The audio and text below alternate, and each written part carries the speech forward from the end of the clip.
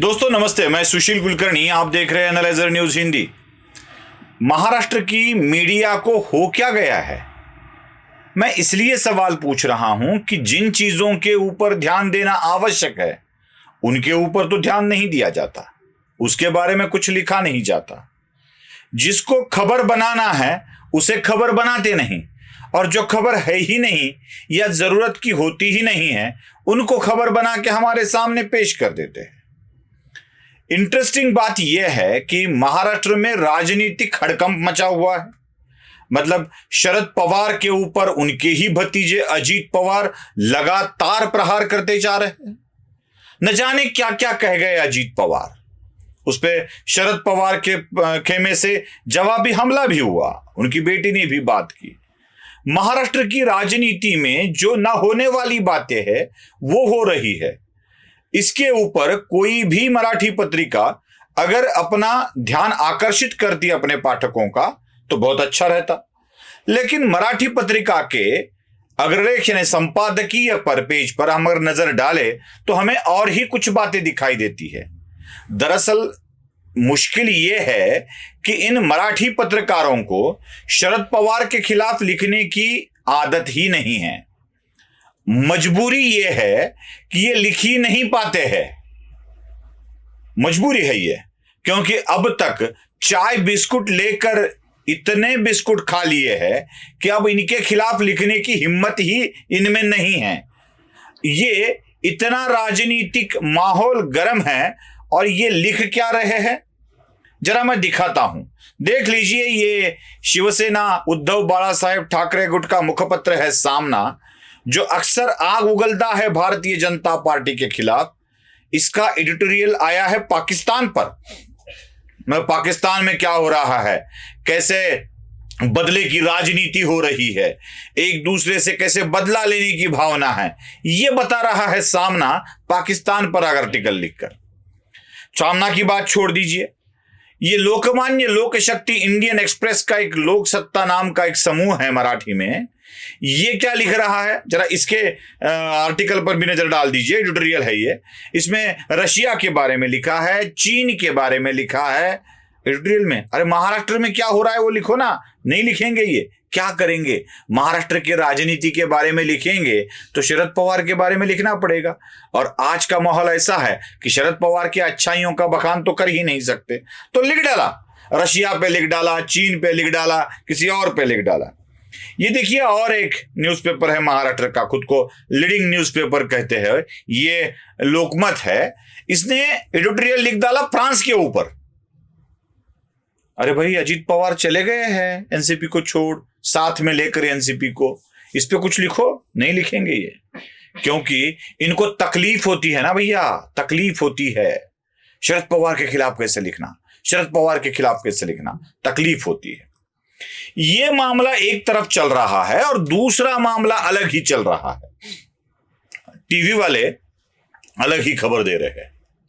हालांकि हमने सुना है कि महाराष्ट्र की राजनीति में और एक भूकंप आने वाला है और एक पार्टी टूटने वाली है। उस पार्टी के बहुत सारे लीडर सामने आने वाले हैं। उसी वक्त कांग्रेस पार्टी को नुकसान होगा ये बताना जरूरी नहीं समझते हैं, और जो चीज होने वाली नहीं है उसको होने वाली है ऐसा दिखाते हैं। मैं एक लीडिंग टीवी चैनल है टीवी 9 मराठी में चलता है, उसकी खबर आपको दिखा रहा हूं।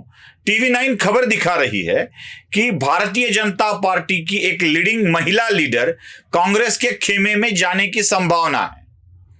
अब यह भी कह डाला इसमें कि नाना पटोले ने भी इसको, जो प्रदेश इकाई के अध्यक्ष है, इसको मान्यता दे दी है कि ऐसा होने वाला है, हम उनका स्वागत करेंगे। कोई महिला लीडर जाके राहुल गांधी या सोनिया गांधी से मिल ली, ये भी जिक्र किया है इस न्यूज के अंदर, और अब वो प्रवेश करने वाली है। अब ये महिला लीडर कौन है? वो है पंकजा मुंडे। पंकजा मुंडे भारतीय जनता पार्टी में नाराज चल रही है। अब ये भी इन्हीं के, नाराज होगी तो होगी ही, ये भी उन्होंने कह दिया, और पंकजा मुंडे कांग्रेस जाने की कगार पर खड़ी है ये भी बोल दिया। अब पंकजा मुंडे जाके सोनिया गांधी से मिली हाल ही में, मतलब 1-2 दिन में, और जाकर उन्होंने कह दिया कि मैं आने के लिए तैयार हूं। सोनिया गांधी ने भी हामी भर ली, नाना पटोले ने भी हाँ कह दिया, और अब लगभग पंकजा मुंडे कांग्रेस में एंटर कर चुकी है। खबर ये भी चली। एक दो लोगों ने इसको और चलाया। मैं दूसरी खबर भी आपको दिखा रहा हूं कि पंकजा मुंडे कांग्रेस में जाएगी, यह खबर इसमें भी छपी है। अब बात यह है कि पंकजा मुंडे सोनिया गांधी से कब मिली? क्या वो सच में पूर्ण भारतीय जनता पार्टी से नाराज है या महाराष्ट्र के इकाई से नाराज है? जरूर पंकजा मुंडे महाराष्ट्र बीजेपी से नाराज रही होगी, जरूर रही होगी, लेकिन पंकजा मुंडे आजकल क्या कर रही है? कहां है वो? कहां जाके बैठी है? क्या वो छुप गई है? क्या वो दुनिया के सामने आना नहीं चाहती है? क्या वो कुछ भी अपना नहीं दिखा रही है? हमने उनके सोशल मीडिया पेज को खंगाला। मैंने खंगालने की कोई जरूरत नहीं है, हर कोई देख सकता है, ओपन टू ऑल है। और देखा कि आज शाम के 4 बज रहे हैं जब ये मैं वीडियो बना रहा हूं। 4 बजने के पहले मैं ये वीडियो बना रहा हूं, और इसके पूर्व 2-3 घंटे 4 घंटे में पंकजा मुंडे के फेसबुक अकाउंट से कुछ फेसबुक पोस्ट है, उनके ऊपर जरा नजर डालिए। आपको दिखेगा कि पंकजा मुंडे मध्य प्रदेश की सहप्रभारी है और वो भारतीय जनता पार्टी के संपर्क अभियान में मध्य प्रदेश में अपने दौरे पर है। हर एक तस्वीर पंकजा मुंडे ने पेज पर डाल रखी है। अब भोपाल में या मध्य प्रदेश में पार्टी का काम कर रही पंकजा मुंडे न जाने कब अंधेरे में उड़कर दिल्ली चली गई, सोनिया गांधी से मिली भी, वापस भी आ गई और फिर पार्टी के काम में जुट गई। क्या बकवास है ये? किस तरह की खबरें आप दे रहे हो? मतलब एक व्यक्ति को इतना बदनाम किया जाना चाहिए कि वो मजबूर हो जाए अपना आपा खोने के लिए और कुछ ना कुछ बोल दे।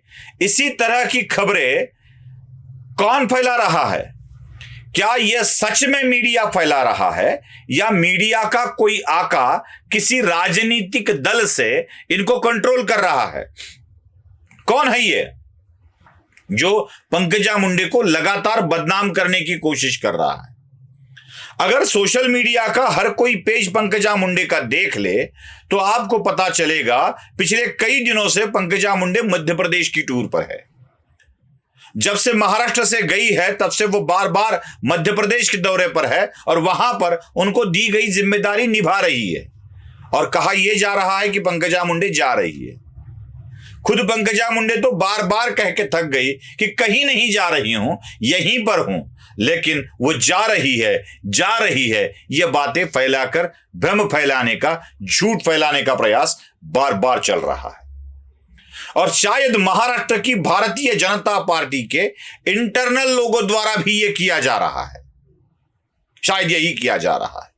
वही नहीं चाहते कि पंकजा मुंडे रहे, भारतीय जनता पार्टी में रहे। शायद इसीलिए यह किया जा रहा है। मीडिया को जो कुछ दिखाना है वो तो दिखाते नहीं हैं, और जो कुछ नहीं दिखाना है वो जरूर दिखाते हैं। यही बात आपके सामने लानी थी। किसी एक व्यक्ति को बदनाम करना, किसी एक व्यक्ति की बदनामी को रोकना, मतलब शरद पवार की बदनामी को रोकना, उसको दुनिया से छिपा के रखना। कितना भी मुर्गा अपने डाले में छुपा लो, छिपता नहीं है, सूरज उगता ही है। शरद पवार के साथ जो हुआ है कभी नहीं छिपेगा। और पंकजा मुंडे को आप कितना भी बाहर करने की कोशिश करो, दिखा दो, वो नहीं जाएगी। ये दो बस अलग अलग चीजें आपके सामने दिखानी थी, इसीलिए इस वीडियो को आपके सामने प्रस्तुत कर रहा हूं। पसंद आया हो तो लाइक कीजिए, शेयर कीजिए, सब्सक्राइब कीजिए। धन्यवाद।